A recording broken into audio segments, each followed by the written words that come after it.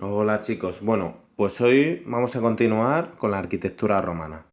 Bueno, lo primero que vamos a ver va a ser la arquitectura romana. Entonces, tenemos que tener claras algunas de las características principales. Una de ellas es que buscan sobre todo el espíritu práctico de las construcciones. ¿Qué quiere decir esto? Pues que ellos no van a buscar, como hacían otras civilizaciones como la egipcia, por ejemplo, que estaban 200 años para hacer una pirámide para enterrar a una persona dentro. No, ellos lo que buscan es ese sentido práctico que tenga una función sus construcciones. Y eso lo vamos a ver claramente en los acueductos, en los puentes romanos o en las calzadas. ¿Vale? Bueno, por lo general encontramos en su arquitectura influencias de distintos pueblos y culturas anteriores. Por ejemplo, de los griegos en las columnas, que luego os explicaré más adelante. También construyendo edificios adintelados y cubiertas a dos aguas. Y también vamos a encontrar cierta influencia etrusca en el uso del arco y de la bóveda, ¿vale? Que la bóveda, por así decirlo, es una sucesión de arcos. Cosas más importantes, pues por ejemplo, el uso del mortero.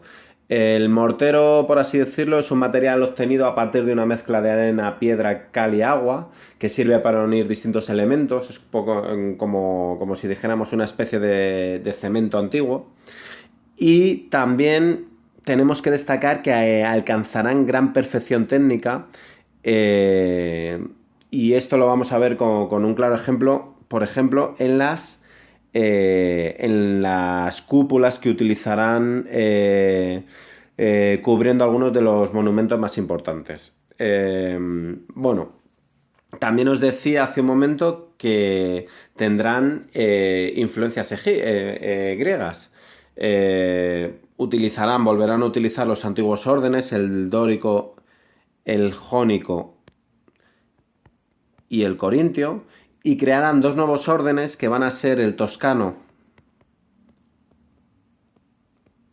y el compuesto, que por así decirlo son unas variaciones de los órdenes griegos.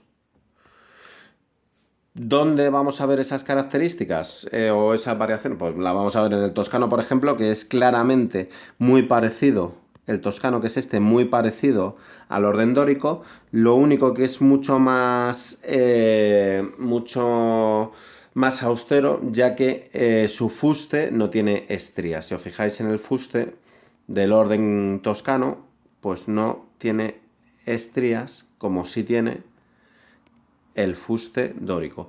Y también un nuevo orden que empezarán a utilizar ellos, que será el compuesto, que es una mezcla de las volutas del orden jónico, que ya veíamos, junto con las hojas de acanto del orden corintio. ¿Veis aquí? Las volutas del orden jónico y aquí las hojas de acanto del orden corintio. Bueno, esas son las principales características. El sentido práctico, como ya os decía, el uso del mortero, gran perfección técnica y lo veremos sobre todo en el uso o en la creación de las bóvedas en algunos de sus edificios. Y influencias de pueblos anteriores como puede ser el etrusco o el griego.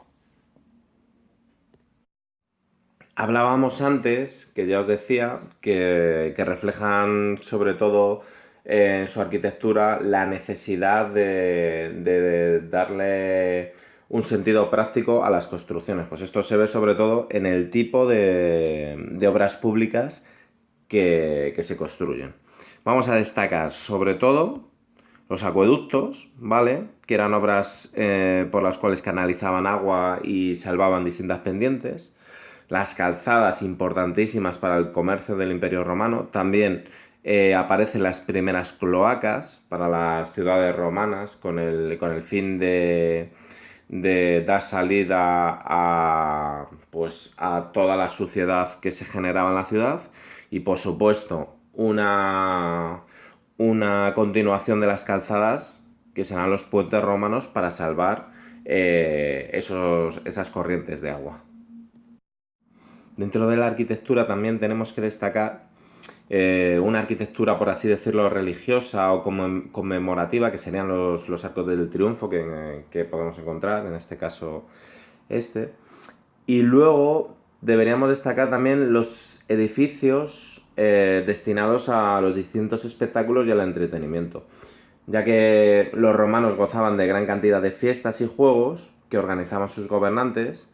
Pues repartidos por todo el imperio encontramos distintos tipos de construcciones de dimensiones muy considerables y en muchos casos con capacidad para miles de espectadores. Podemos destacar, por ejemplo, los teatros, que eran similares a los teatros griegos. Utilizaban ya los arcos y las bóvedas y en este caso no dependían ya de las pendientes para colocar las gradas. Como veis aquí, un teatro. También tenemos que destacar los circos, sería que son edificios que servían para celebrar carreras de carros, con una planta muy alargada para las distintas carreras que se celebraban allí, y en cuyo centro se encontraba un eje longitudinal llamado espina y alrededor todo el graderío para el público. Tenemos que destacar también los anfiteatros, grandes construcciones de planta elíptica usados para espectáculos como luchas de gladiadores, fieras, etc. Y otro tipo de construcciones también que utilizaban los romanos, que eran las termas, que eran edificios de esparcimiento para el cuidado del cuerpo, en los que había un espacio para baños de agua caliente, templada y fría, así como para masajes y un gimnasio.